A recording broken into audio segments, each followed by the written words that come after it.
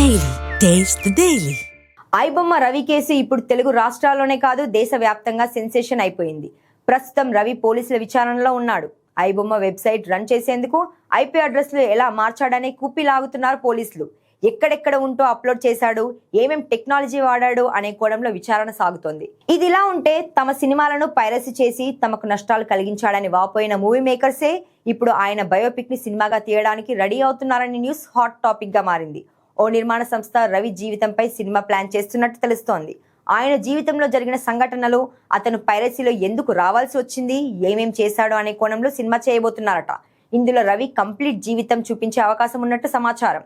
నిజానికి సోషల్ మీడియాలో కొందరు రవికి కాస్త గట్టిగానే సపోర్ట్ చేస్తున్నారు.